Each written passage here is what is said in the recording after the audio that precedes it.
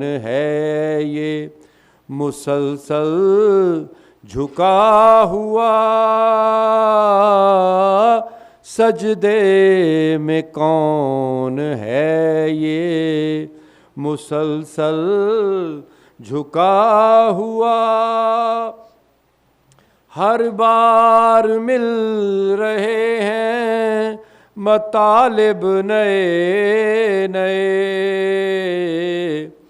ہر بار مل رہے ہیں مطالب نئے نئے، ورنہ تو کون پڑھتا ہے خطبہ پڑھا ہوا، ورنہ تو کون پڑھتا ہے خطبہ پڑھا، شامیوں کے ندامت کے اشک تھے، آنکھوں میں شامیوں کے ندامت کے اشک تھے، بیمار جا رہا تھا شفا بانٹتا ہوا، بیمار جا رہا تھا شفا بانٹتا ہوا، ایک بادشاہ کھو گیا لوگوں کی بھیڑ میں، ایک بادشاہ کھو گیا لوگوں کی بھیڑ میں، سجاد کے قدم جو بڑھے راستہ ہوا، سجاد کے قدم جو بڑھے راستہ ہوا، دربار کے خطیب نے لوگوں کو خوش کیا، دربار کے خطیب نے لوگوں کو خوش کیا، راضی ہوئے امامنا راضی خدا ہوا، راضی ہوئے امامنا راضی خدا ہوا، اور دنیا پرست لوگ کہاں جان پائیں گے، دنیا پرست لوگ کہاں جان پائیں گے، حر کو اگر ہوا ہے تو کیا فائدہ ہوا، حر کو اگر ہوا ہے تو کیا فائدہ ہوا، دل کو ہے یہ سکون کے راضی خدا ہوا، اب بیڑیوں میں بھی ہوں اگر میں تو کیا ہوا، بر سرکار امام سید ذیل العابدین علیہ السلام صلوات۔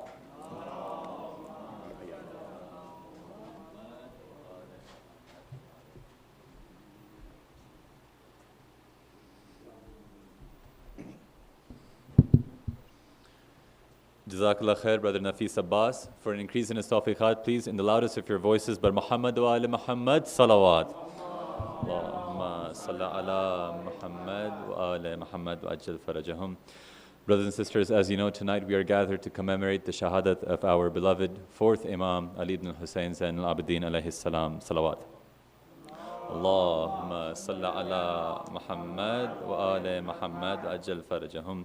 After the tragedy of Karbala, through his patience, through his worship, through his knowledge, and most of all through his unwavering courage, this Imam ensured that the sacrifice of Karbala would never ever be forgotten. And we pray that Allah subhanahu wa ta'ala grants us the ability to follow in his example and remain steadfast in the path of the Ahlul Bayt alayhimus salam, no matter how difficult the situation may get. As a reminder, this series is a 2-night series, Majalis, the first one being today. The second one will be taking place tomorrow.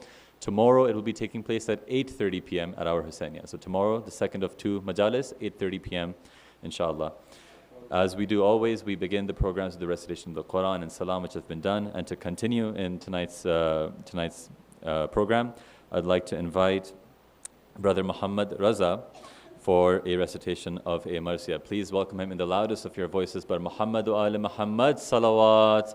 Allahumma salli ala Muhammad.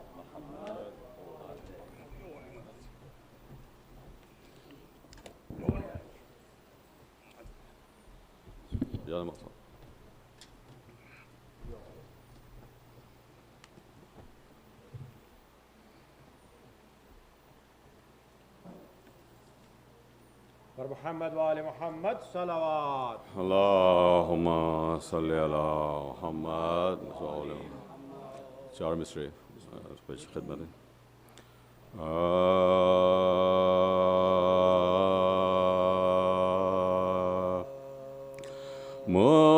متحد رکھے ہے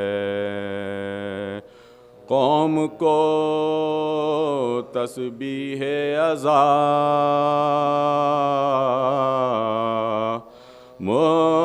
متحد رکھے ہیں قوم کو تسبیح ازا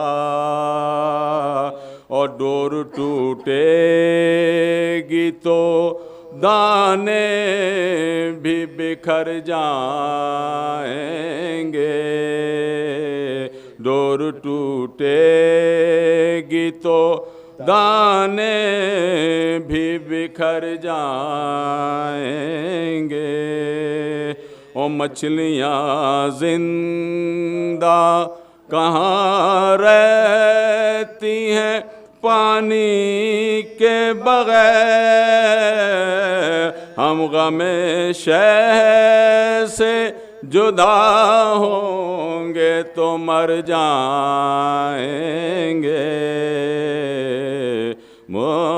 متحد رکھے ہیں نعرہ صلوات اللہم صلی علی محمد و آل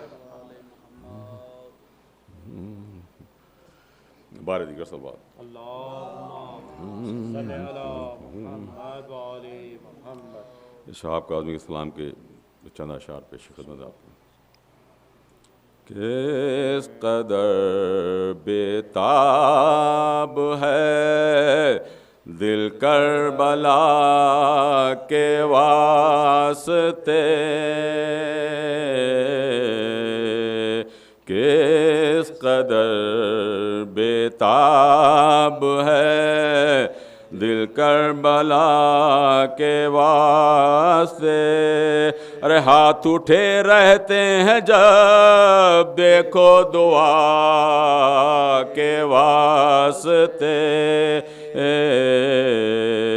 کس قدر بیتاب ہے دل کربلا کے واسطے تم اگر ان کو وسیع مصطفیٰ کے واسطے مشکلیں دیتی پھریں مشکل کشا کے واسطے کس قدر بیتاب ہے آ کے مجلس میں حسین ابن علی کے نام پر ساتھ لیتے جاؤ کچھ روز جزا کے واسطے کس قدر بیتاب ہے دل کربلا کے واسطے، اور میں کسی کا دل جلانے کے لیے کہتا نہیں،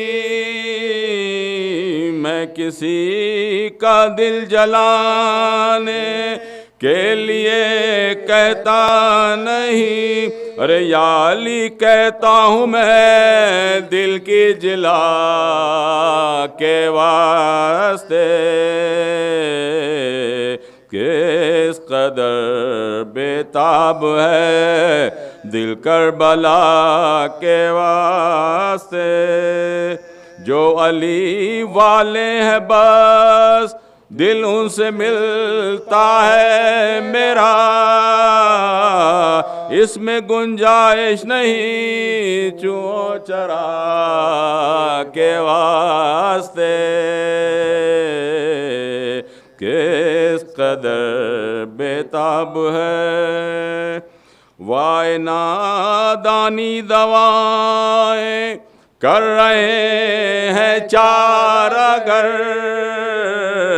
اور ہم مرے جاتے ہیں یہاں خاک شفا کے واسطے، کس قدر بےتاب ہے۔ آخری شعر، آیتوں پر آیتیں القاب پر القاب ہیں، آیتوں پر آیتیں القاب پر القاب ہیں، کل ایمان کے لیے شیر خدا کے واسطے، کس قدر بےتاب ہے۔ نعرہ صلوات۔ اللہم صلی علی محمد و آل محمد۔ سورہ فاتحہ۔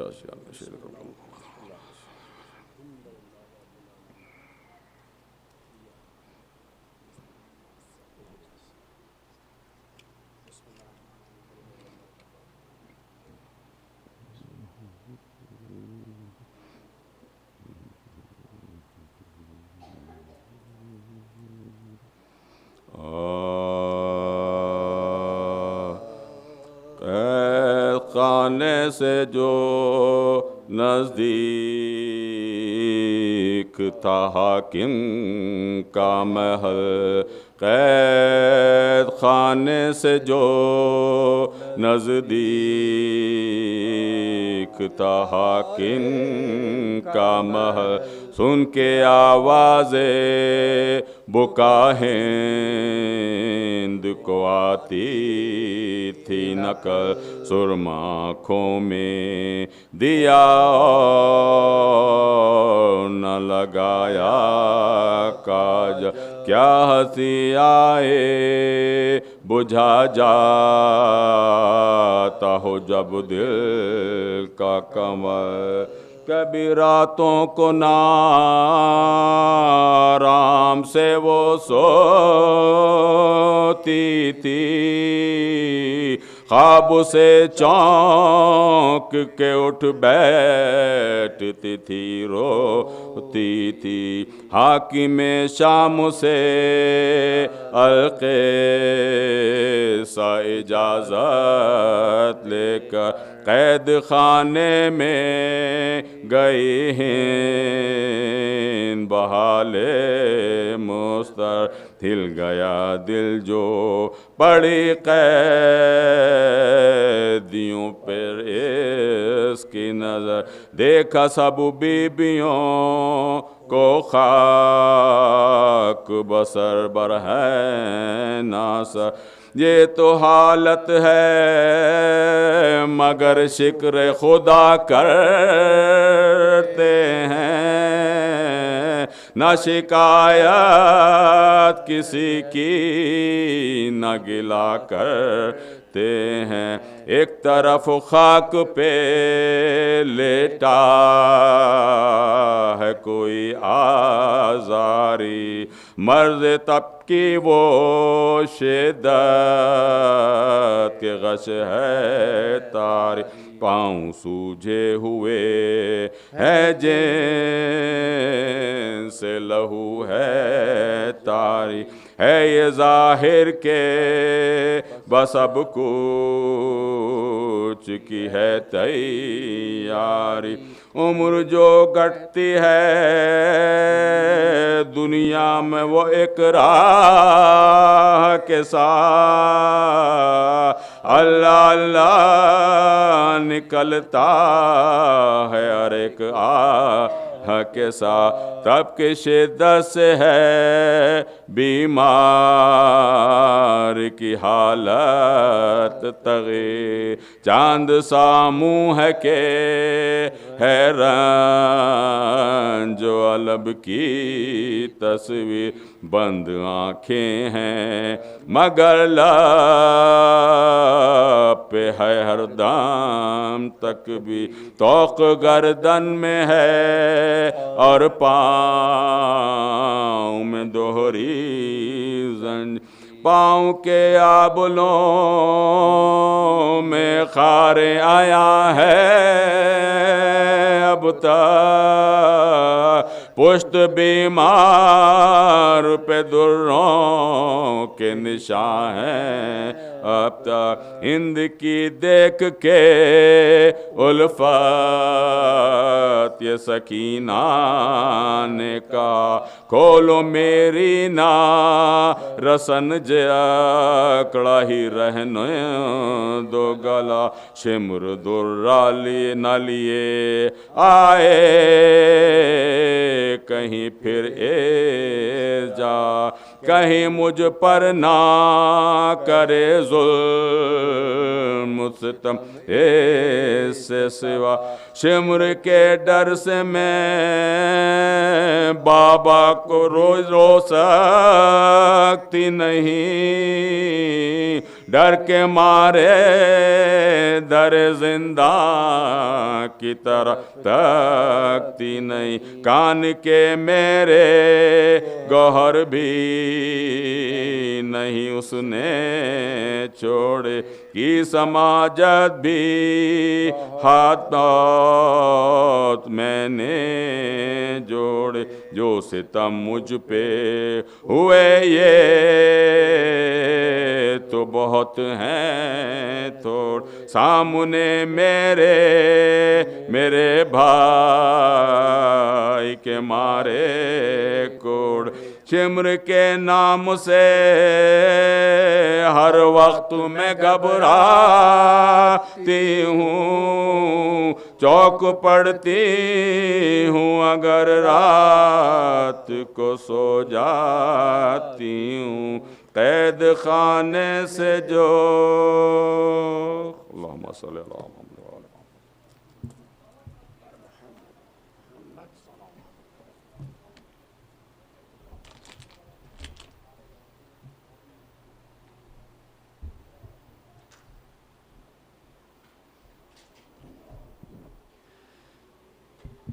Jazakumullah khairan, Brother Muhammad, for increase in his tawfiqat and the tawfiqat of everybody who has played a small role in these blessed majalis. Please recite a loud salawat. Allahumma salli ala Muhammad wa ala Muhammad wa ajal farajahum.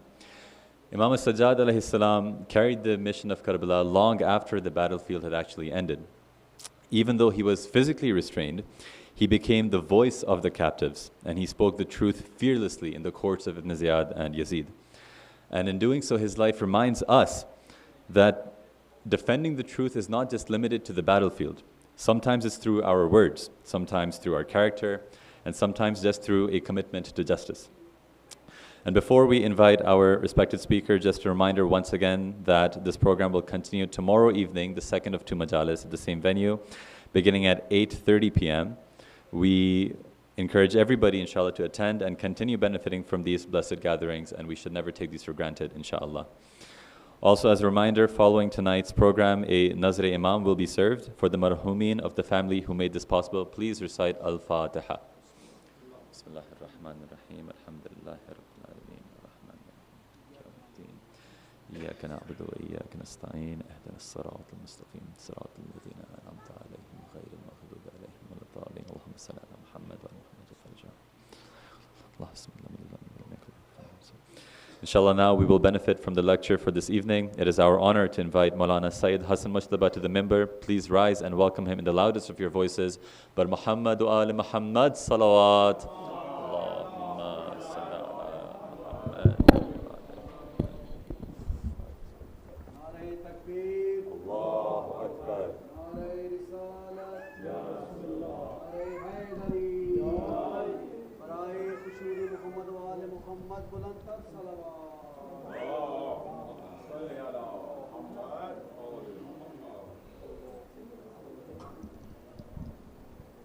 أعوذ بالله من الشيطان الرجيم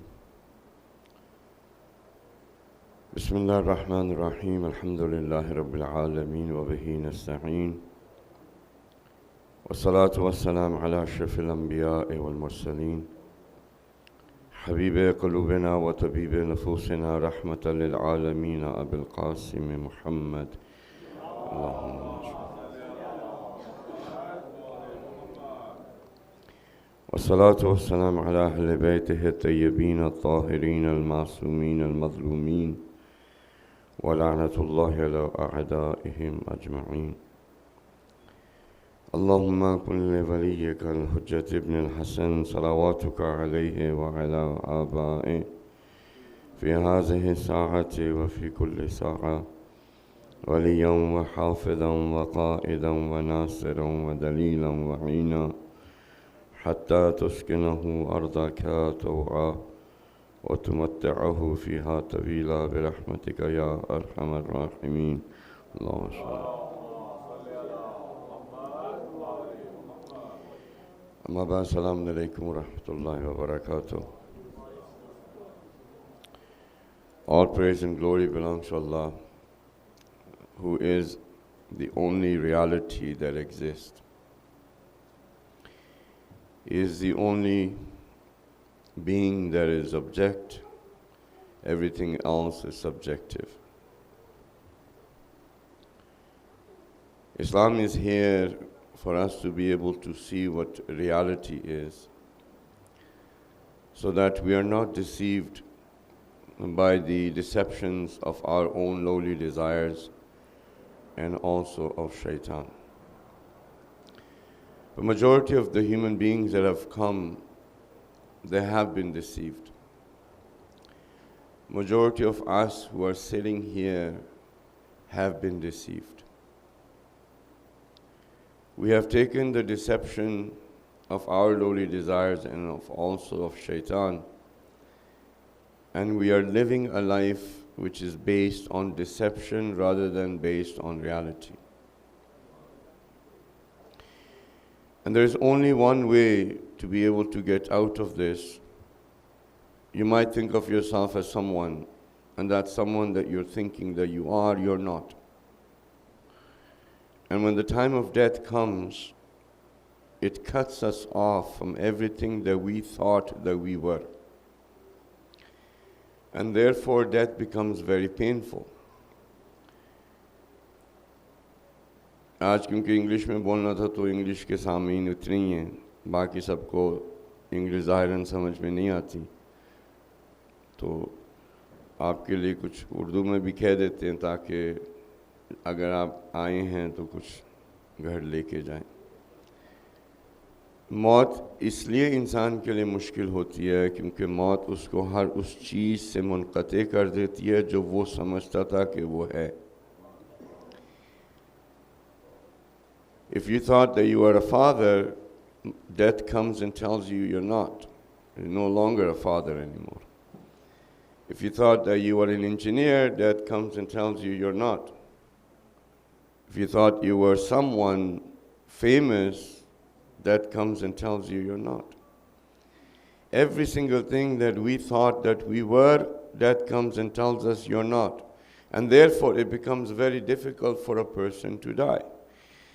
Imam Ali alayhi salatu wasalam, he says that people are asleep. It is at the time of death that they are awake. So right now, according to the Imam, you and I are sleeping. And while we're sleeping, we're seeing a dream. We've created a reality for ourselves, and we are living in that reality, which is far away from actual reality. And when death comes, we are awakened. And when we are awakened, we realize that whatever that we did in our 70, 80 years of life was nothing but a reality created by our own selves based on our lowly desires and the deception of the system and the entity of shaitan. Now at that time, it's not, you can't do anything about it. You're woken up. If you want to go back to this world, you're not going to be allowed to do that. So the point of deen is to wake us up. The point of Imam Sajjad's commemoration is to wake up. Ashur is to wake up. If we don't wake up from the illusion that we are living in, then at the time of death, when we do awaken, we will see Imam Sajjad and we will realize, Imam will tell us that you commemorated my martyrdom for 40 years, 50 years, 60 years, 70 years. And I was there to awaken. But you did not, you kept sleeping. You kept in that reality which was created by your own lowly desires. And it went to the point where even you hearing of the fact that I was shackled, that I was made a prisoner, that ropes were put in my neck and the necks of the daughters of the prophets. You heard that my imamah was burnt. You heard that I was stoned. You heard that I was paraded in the courts, in the marketplaces. You heard that I was brought through that door which was door for the non-Muslims. You heard all of that for 40 years. But this sacrifice of mine was not able to awaken you.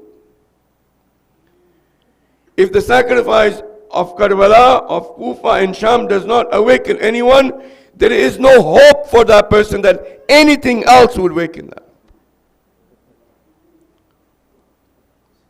अगर ये सुन के कि इमाम हुसैन का गला cut के नेज़े पे आ गया, बीबी सकीना के चेहरे पे तमाचे पड़े, उनकी बालियों को छीन लिया गया, अगर इंसान इन सब मसाइब को सुनने के बाद नहीं जागता, कोई उम्मीद नहीं है कि कोई और चीज़ उसको जगा देगी, कोई खुतबा नहीं है जो उसको जगा देगा, कोई किताब नहीं है जो उसको जगा देगी, कोई कुरान की आयत नहीं है जो उसको जगा देगी,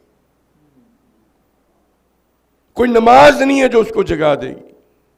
There's nothing. There were individuals who stood against Imam Hussain ﷺ who were huffaz of Quran. Did Quran wake them up? No. They were reciters of the Holy Quran. They knew the meaning of the Holy Quran. Did that mafhum, meaning of the verses of the Holy Quran, awaken them? No. They were saying azan, saying the name of the Prophet. And here is the grandson of the Prophet. Did that awaken them? It didn't. If Aza of Imam Hussain does not awaken a person, there is nothing in this world that will awaken that person. Even religion will become an illusion for a person. They will see themselves as muttaqi parezgar, as righteous and pious, and when they wake up, when they die, they realize that that righteousness and piousness was nothing but their selfish, lowly desire to use religion to satisfy their inner ego. Even ulama will wake up and realize, the ignorant will wake up. Why is it that this illusion that we live in, we don't wake up from. You see, Allah subhanahu wa ta'ala has created this body of ours different. But inside we are the same. He's created us from nafs wahid. If I was to live your life with the stimulus that this life gave you, I will react and act the same way as you did. You with me? When we look at each other, we think we are different, and we strive to become different. Strive so much, get a different haircut, get something that is unique. Even nowadays, the parents want to give their child something of a unique name. If you tell them Hassan, Hussain, they ask me, what name should I name? Boy, Muhammad. I say, Muhammad, there's so many. Why do you think that by giving a unique name to your son or to your daughter is going to make them any different? It is not the name that makes you different. It is not the job that makes you different. It's not the clothes that make you different. All of these things is the illusion of seeing yourself different than other people. So in reality, when you look at the illusions that we have created, the only thing that can wake us up is the Aza of Imam. If it is done the way that it is prescribed. You see, when the medicine is given to you for you to become well, you have to follow the prescription that has been given to you. You can't take it the way you like it. So Islam has given us a prescription, but we want to take it the way we like it. Islam has given us things that if we were to do, we will wake up. At what point? Even at the age of 7, you'll wake up. At the age of 8, you'll wake up. At the age of 14, you'll wake up. Islam has that power. Okay? So when you look at the life of this world, Allah subhanahu wa ta'ala describes it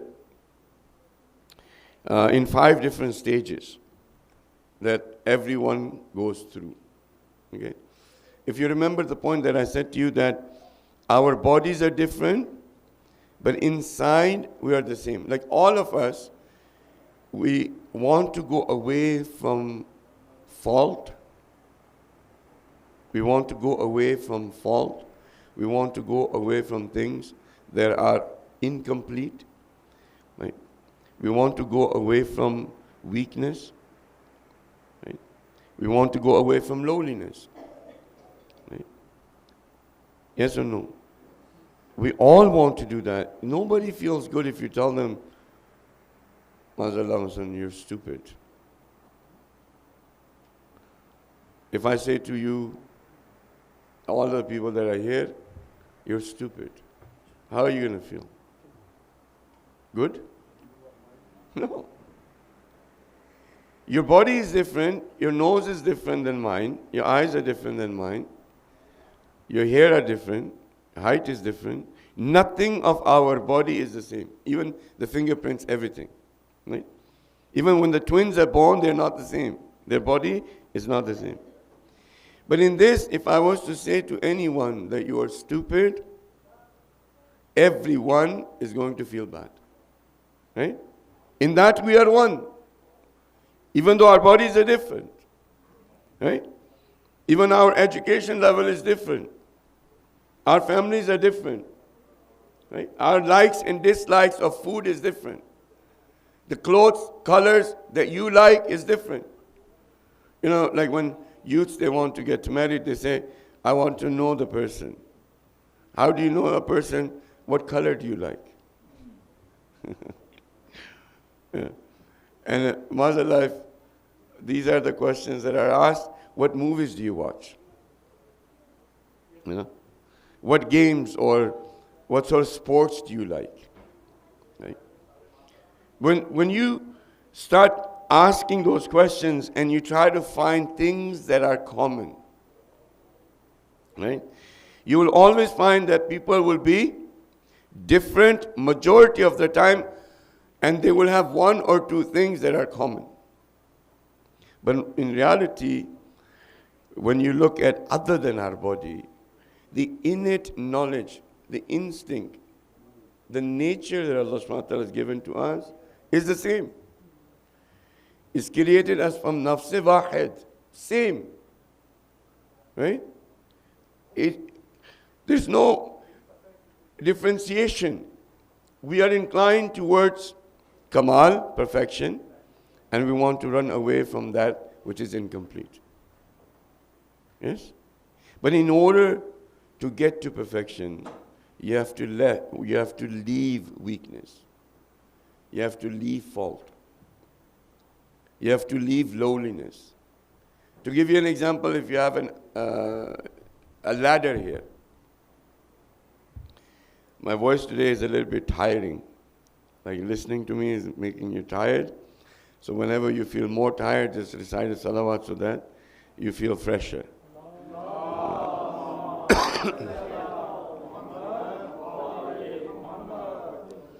So let's say there's a ladder and you want to get on the top of the roof of Hussaini. If someone says, in order for you to get on top of the roof of Hussaini, you cannot let go of the first step. Can you get on top? If they say to you that you cannot let go of the first step, but what is the mafhum, what is the meaning, is that you have to get on top of the roof. But what is the reality? The reality is that in order for you to get to the top of the Hussainiya, you have to let go of the first step, or the second step, or the third step, or the fourth step, so that you can get on top of the roof. Meaning you have to let go of loneliness, you have to let go of fault, you have to let go of laziness, you have to let go of your lowly desires, of jealousy, of arrogance, of ego. You have to let go. If you cannot let go, you cannot reach any height. Just like that ladder, if you are stuck on the first step and you don't want to let go, you don't want to let go of the second step, third step, fourth step, you cannot climb up.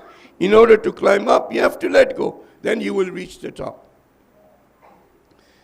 I can give you many. I had to come from Brampton. If I said I got to the airport and I said, I don't want to leave the airport to get to Calgary, will I get to Calgary? Never. I will have the meaning in my head to get to Calgary, but I will never get to Calgary. Why? Because I have to let go of the airport. I have to let go of the gate that I had to go through. I had to let go. I can't just sit there. When I got to the plane and I sat in the plane, when the plane, took off and landed, I had to get up from my chair. I couldn't say, okay, I'm very comfortable here, even though I wasn't in economy, I got some, water, this, that, the other. I'm comfortable. I'll just stay here.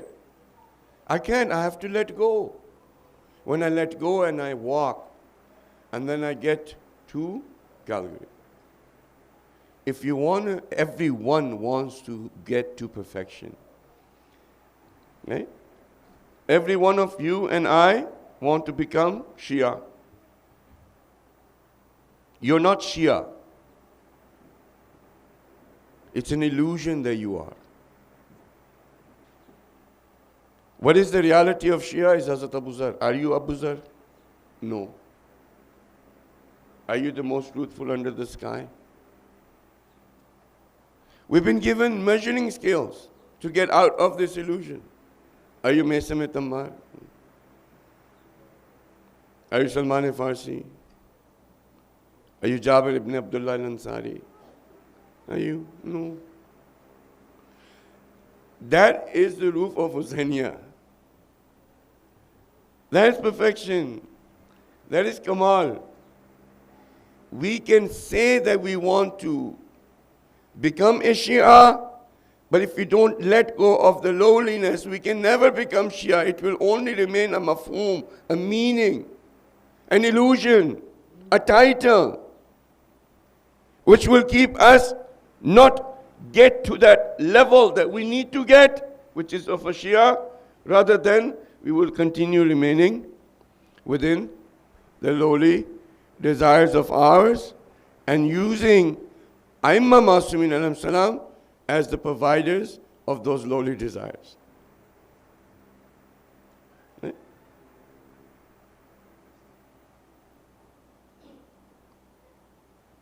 Does that mean that you cannot call yourself a Shia? Yeah, you can say, if somebody asks you, what are you, which mazhab do you belong to? You can say, I'm a Shia. This saying that I'm a Shia means that the mafhum of deen that you've understood is from the maktab of Ahlul Bayt al-Muslim. Just this much. Right? Like for example, what's the name of the university here? University of Calgary? Any of the youth in the University of Calgary?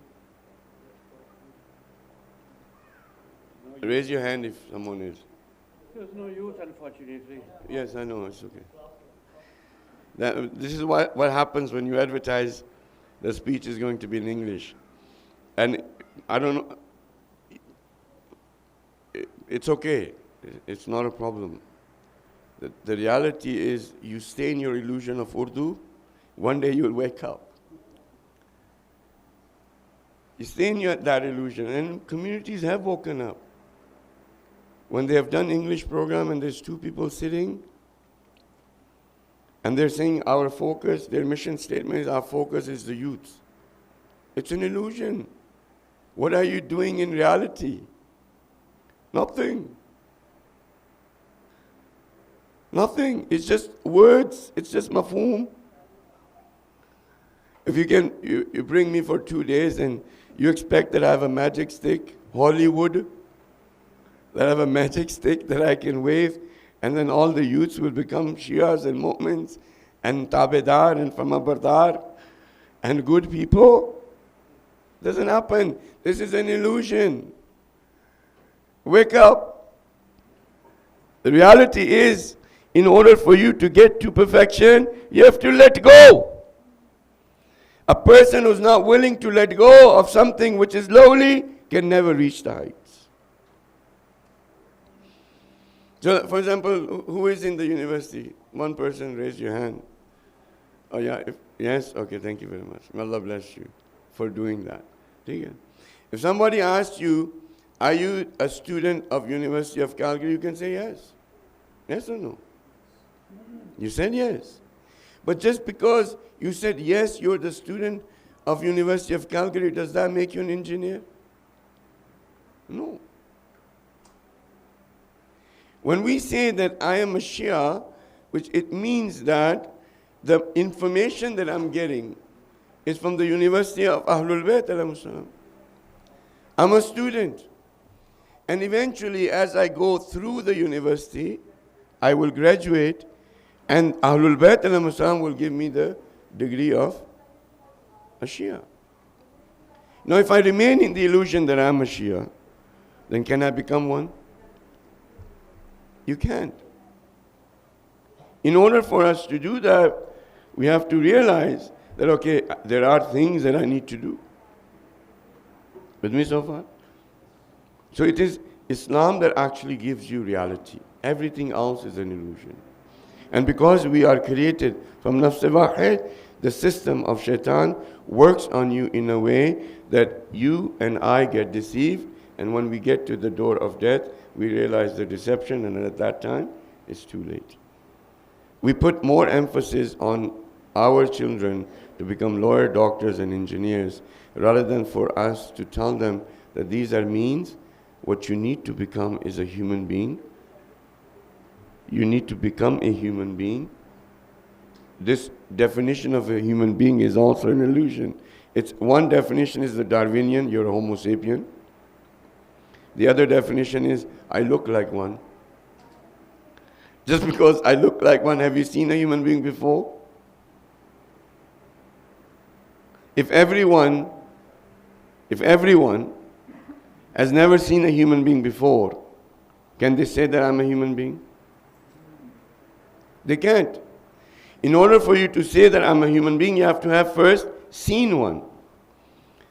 Imam Hussaini used to say that, they had a shair in Farsi that Mullah Shudanche,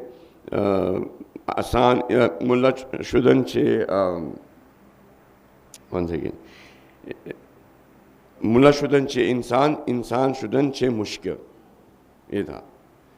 Okay, to become a scholar is easy, and to become a human being is difficult.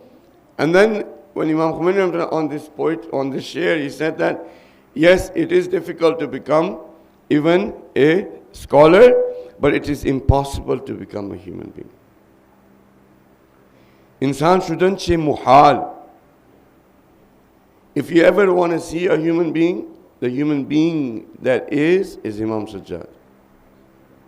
A human being is Imam Ali. A human being is Imam Zaman al-Salam.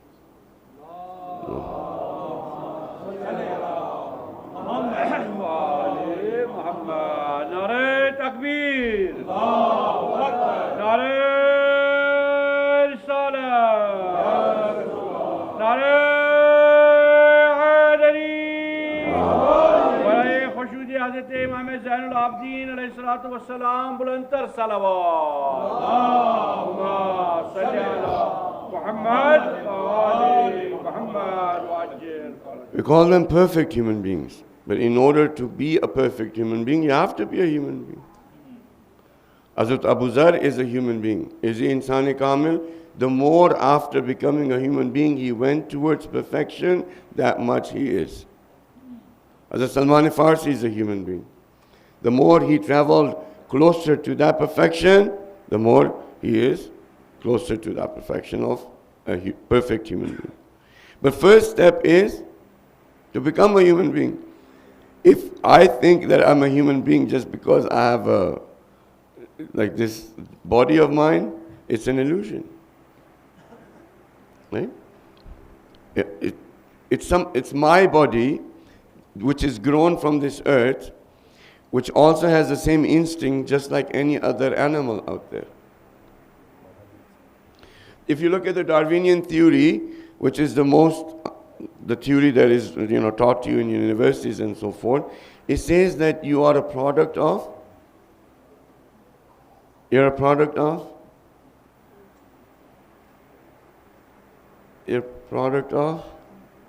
evolution. Yes? And that is the mainstream idea of what a human being is, that you are a product of evolution. Life started on this earth with this unicell organism, and this unicell organism that started, the environment of it was such that it produced a unicell organism. This unicell organism went through the process of evolution, and as it went through the process of evolution, you as a person became a human being from a Neanderthal, and you became conscious, where you became aware of self and the rest of the universe. And by becoming aware of yourself and the rest of the universe, right, you became conscious. Okay, why did the dolphins not become conscious? Why did the birds not? Why did the plants not? Why, if everything is through the tree of evolution, then why is it that only human beings are conscious? And if you can define consciousness through the through the theory of evolution, you can't. It says if you look at the theory of evolution, you are not supposed to be conscious. Meaning what? You don't have free will. Know that. If you accept that illusion, you don't have free will. You're just a bag of chemicals that responds to the stimuli of the outside, and you react this way. With me? So when a theory tells you that you don't have free will, that you are dictated by the instincts that you have, it is the survival of the fittest, then where does anything comes in play is good or bad? Where is anything that you can say that it is evil or good? Where is it that anything can say that you have any merit of what you have achieved? That you can say that you are good or bad? When you don't have free will and you are only a bag of chemicals reacting to the stimuli that has been given to you from outside, then how can you say that you have free will? If you say you have no free will, there is no judiciary system. There is no law. The reason why people can be sentenced and punished is because they have free will. They chose to murder someone. Through the theory of evolution, you're not supposed to have free will or consciousness. You're only going through the stimuli provided and your body reacting to it. There's no such thing as the judiciary, police. All of the things that we have around us have no basis then. When you don't have free will, how can you be marked? You got 70% and the other person got, let's say, 80%. You go to the professor and say, you know, this guy got 80% and I got 70%, but we both are not supposed to have any free will. So how come you gave him 80 and you gave me 70? So in reality, the system that is around us is creating an illusion, and this illusion that is creating is because of what we are, and we are all one. We are given this nature by Allah subhanahu wa ta'ala that we want to go away from that, something which is naqis, something which is incomplete. All of us. So how are you going to be complete? You think a career will complete you. You think that a degree will complete you. You think that marriage will complete you. You think that having children will complete you. You think that having money will complete you. When we go through life thinking that this is going to complete me, when you get there you realize that I'm still incomplete. I got the degree but I feel still incomplete. I have a void inside of me which is not filled with any amount of money or career that I've got. For example, our sisters, they will feel that they are incomplete. Why? Because they took medicine or they became dentists or they got a certain degree in Pakistan or over here. And if they're not going to have a career, that means that they are incomplete. Therefore, they will go and work, whereas the children will be raised by someone else. And they think that by doing that, they will feel fulfilled in their life. There is no career out there that is going to make you fulfilled. Why? Because this fulfillment cannot come with the illusion of the system. It can only come what is real, and that is Allah subhanahu wa ta'ala.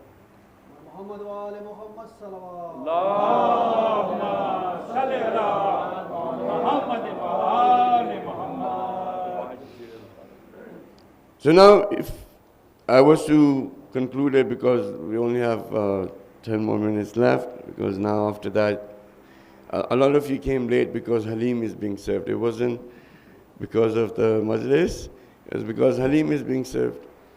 And you'll have it, inshallah, soon, right? I don't know if that's what. So, we are attracted towards rejuvenation. We're attracted towards strength. Food is the illusion that the attraction that's in everyone, that it will make you stronger. Food is that illusion. Food does not make you stronger. It is your willpower that makes you stronger. The stronger willpower that you have,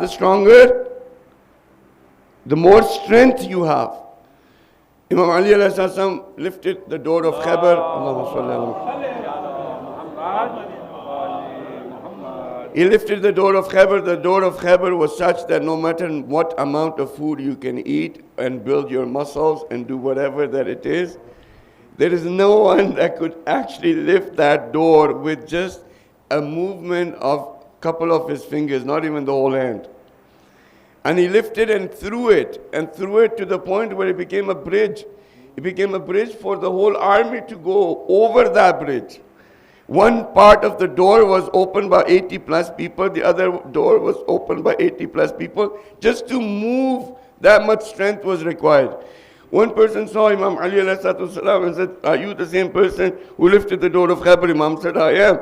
But when he looked at the food he was having, it was a dry bread that was hard to break it. He said, "How come? How can you lift that door by eating this?" Our youth said, "What? Protein shakes. Protein shakes, gym, this, that, keratin, this, I don't know what else. Monster drink, all this." It's an illusion created for you to think that you will become stronger. You go to the gym, you are actually becoming weaker. Why? Because in the gym, your lowly desires will kick in of jealousy. You see someone with a better build, I hope he just, that bench press he's doing, I hope this weight falls on him. Or you might have envy. This person's arms are huge, massive. My arms, I wish I had that. Or if you have the better body in the gym, you'll become arrogant. So these three energies, they are roaming around in the gym. And you think by going in there, you're going to become stronger. Either you're going to become a jealous person, an envious person, or an arrogant person. And all these three things are weakness. Are those first steps that you're not willing to let go to get to the roof of Hussainiya. In that illusion, you think that you become stronger. When Imam was asked, he said, I did not lift the door of Khyber because of my body, of the power of my arm. I lifted it because of my willpower or my faith. Faith is the projection of your willpower. The stronger willpower you have, the more faith is projected in your life. If you cannot get up for Fajr, that means you have a weak. No. Point. I've already given, no, it's not faith. I've already given you the answer. If you cannot get, yes. You cannot get up for Fajr, you're a weakling. Your body might look like you can bench press 250 or 350 pounds, but you're a weakling. If you can get up for Fajr, then you're strong. That means your willpower is strong enough to let go of that tiredness, of that less sleep, of all of that is willing to overpower it for you to get up for Fajr. If your person lies, weakling, even though his body looks strong, he's a weakling, bichara. It doesn't have enough strong willpower to say the truth. Every sin is a sign that the person's willpower is weak. Who is here, tell me, that does not know that lying is bad? Who is here who does not know that backbiting is bad? Who is here who does not know that doing qaza amdan, knowingly of salah is bad? Anyone, anything that I will tell you about religion, you already know. But why is it that we are not able to do it? Because of weaklings. And we're not willing to admit that. And the more a person is weakling, the more arrogant he is. You know that? The more the person who is the most arrogant right now, right? As the world leaders or the one who's supposed to be, the superpower of the world, right? The most arrogant person on the face of this earth has been proven, the way he reacts, is the President of America, right? You don't have to be scared. I didn't say his name, This is President of America is the most arrogant. He comes in, it's a G7. I know our youth, they don't really watch news, but you should. You should know what the actual reality is going on. Comes in, and all of the leaders of the world, supposedly very rich countries, are sitting. 45 minutes late, comes in and says, I'm the boss. Instead of apologizing, I'm sorry, I'm late, then I'm the boss. It's good you're waiting. Now, the more a person is arrogant, the more weakling that person is. Why? Because it is the compensation of that weakness that he is acting as an arrogant person. The more a person is humble, the more a person knows, is grounded, the more a person is less reactive, the more a person has control over their character, over their emotion, the stronger that person is. Why? Because it indicates a stronger willpower. With me? But how do we, even in our community too, a person who's showing off the most arrogance will think that person is strong. The person is weak. आप उस पे तरस खाएं. अगर कोई अनानियत रख रहे हैं ना, उस पे तरस खाएं. यार बेचारा कमज़ोर छोटा बच्चा बच्चों की तरह रोने लग जाता है. बजाय इसके कि आप, instead of like getting all scared, you should be feeling like little kid crying. Is a sign of his or her weakness. The more you become stronger, the more grounded you are. Have you seen, okay, this last example, then we'll finish it. You see the alam outside? It's a metal post. The wind comes, no matter what, the metal post is right there. Doesn't move. Yes or no? You go see a tree, it's moving. Why is it moving? Because the wind is stronger than the tree. Why is that pole not moving? Because the pole is stronger than the wind. So if you see an arrogant person moving left, right, and shouting and screaming and thinking that they're big, is that tree, bichara. The wind is moving it. If you see a person calm, grounded, is that steel pole that is stronger than the stimulus given. Now, just with that example, we'll get into, if you look at Imam Sajjad ﷺ, right? When we think of Imam Sajjad, we will think, sick, right? And weak. This is how we think about Imam Sajjad. This weakness that we're thinking, or this sickness that we're thinking, was for a very short time of his life. He earned enough money in 35 years, right, to free thousands of slaves. A slave that was freed by their Maula was called Mawali. We also sometimes use it in our Mawali. Someone who's freed by their Maula. And once these slaves were freed, he would pay for them to go to their countries. He would pay. So give them enough money to go start a business or buy a house. And the law at that time was that if a slave would die who was a Mawali, the inheritance will go to the master. Imam Sajjad ﷺ would make sure that inheritance doesn't come to him, that his inheritance was used by the people that were there. He would teach them and then let them go so that they can go and spread the message. He put the base for our mazhab. We associate our mazhab of Imam Jafar Sadiq ﷺ, but actually the foundation of our mazhab was laid by Imam Sajjad ﷺ. He earned that much. When you look at strength according to the body, you will find Imam Sajjad to be weak. But if you look at the strength according to willpower, you will not find anyone more stronger than him. They had put chains in his arms.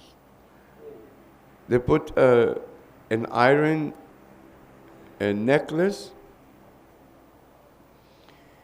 It was, the nails of that were inside. I don't know if you've seen those necklaces that for slaves they have. The nails would be outside as a sign that this is a slave. For Imam Sajjad, they had an iron necklace that the nails were inside. So when the sun would hit that iron, it will become hot. If you ever leave your car in the heat, you try to park cars in the shade. Why? Because the sun makes the car, inside of the car, this hot. Have you ever tried touching the metal? The metal of the car is much more hotter than the inside. Imam Sajjad was not allowed to sit down in the shade. This iron necklace would become so hot, and the nails would dig into his neck. As he would walk, each step would move this, and he would get a stabbing in his neck. And the wounds would get, were such that even after it was taken off, when he came back to Medina, a person came and held Imam. He hugged Imam. And as his neck touched the neck of Imam, Imam pushed him away. He said, "Your neck is touching my wounds." When you look at him, the way they treated Imam Sajjad alayhi salam, if we look at the amount of pain that he suffered, it's one thing to look at Bibi Fatima between the door and the wall of the house. Imam Ali saw that. Right? When they burned the door of Bibi Fatima's house and they pushed the door, Bibi Fatima was stuck between the door, a burning door, the door that was on fire, and the wall, and she was squeezed. She was squeezed to the point where Hazrat Mohsin was martyred. An unborn child of Imam Ali was martyred. The trauma of losing Bibi Fatima was such that Imam Ali stood beside her grave once he had buried her, and he looked towards the grave of the Prophet and said to the Prophet, "Ya Rasulullah, I am sorry. Ya Rasulullah, I am sorry, I am not returning your trust in one piece." And at that point, Imam Ali said that I have been broken by losing Bibi Fatima. He said, "I am broken now. I will never be the same." If you compare it, Imam Ali, Bibi Fatima's chadar was there. Bibi Fatima's hair were not seen by Mahram. Bibi Fatima's arms were not tied with ropes. Bibi Fatima was not made a prisoner. This is Saniya Zahra that Imam Sajjad saw. Imam Sajjad saw that ropes were put in her arms. Imam Sajjad saw that she's been pushed. Imam Sajjad saw that she did not have a hijab, that she was hiding her face with her hair. Imam Sajjad saw her as a prisoner. Imam Sajjad saw her walking behind those heads that were on spears. Imam Sajjad saw people looking at them. Imam Sajjad saw all of that. But he kept himself. His willpower was strong. He kept himself. Even after the tragedy of Karbala, he kept himself. He was a kind, merciful person. He was treated this way, but he was a kind, merciful person to everybody. He used to go at night and feed the poor. He would give them everything. He would give them food. We asked Imam Sajjad, "We are also poor, Imam. We are also poor. We are also miskeen. We are faqir. We are weak. Our willpower is weak. We are not able to stand up. As you felt mercy and kindness for the weak, Imam, have some mercy on us. We are weaklings." Imam Sajjad had a she-camel that he never hit. The she-camel was someone that Imam Sajjad would ride, and he treated that she-camel with kindness and love.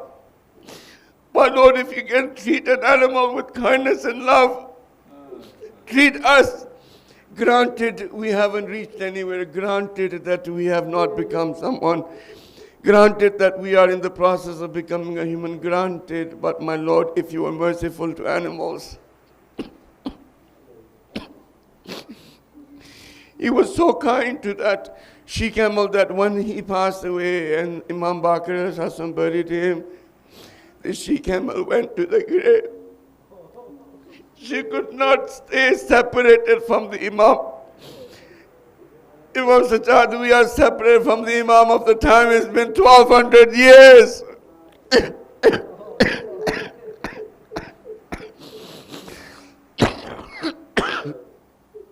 She put her neck on the grave of Imam Sajjad and stayed there. She did not eat.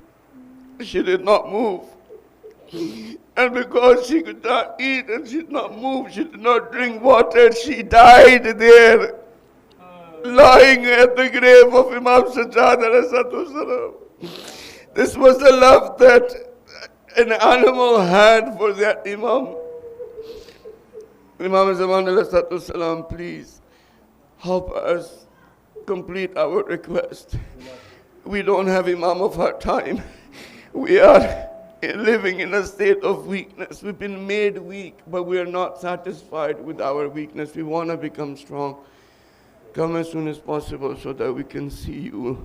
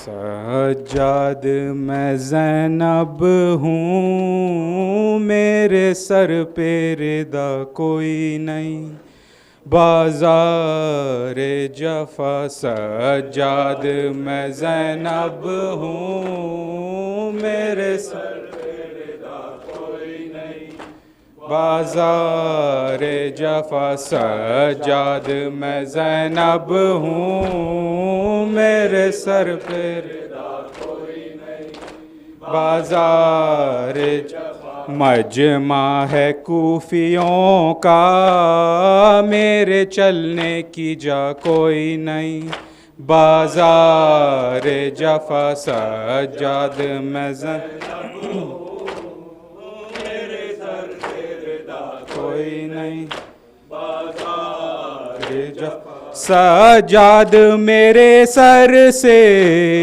9 بار چھنی چادر، بلوے میں نبی زادے پھروائی گئی در در، مل جائے ردا مجھ کو اور میری دعا کوئی نہیں، بازار جفا سجاد میں زینب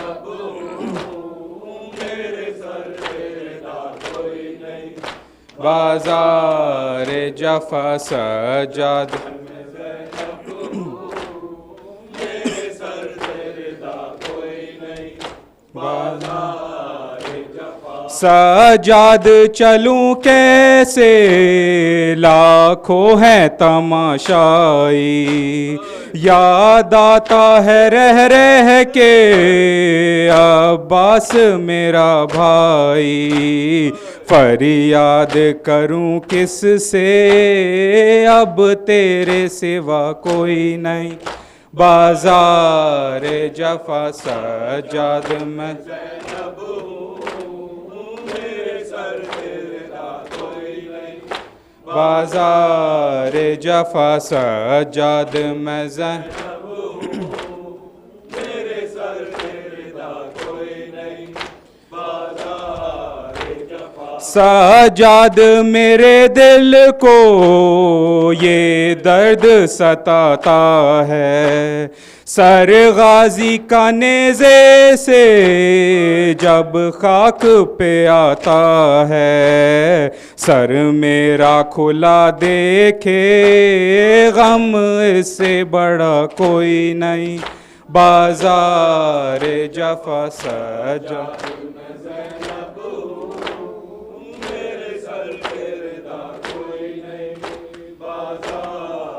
جفا مجمع ہے کوفیوں کا، میرے چلنے کی جا کوئی نہیں، بازار جفا سجا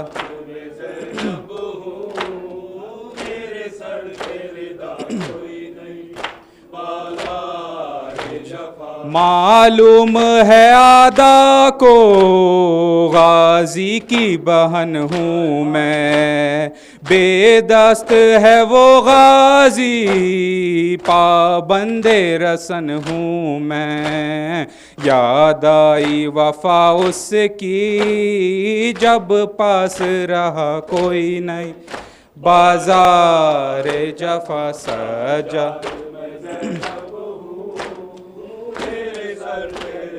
کوئی نہیں، بازار جفا سجاد میں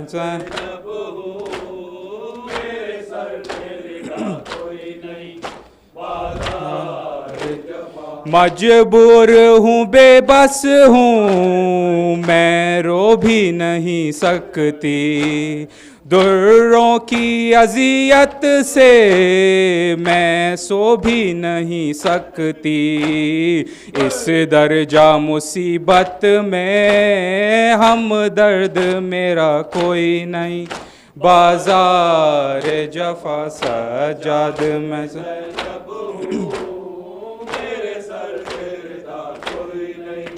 بازار جفا سجاد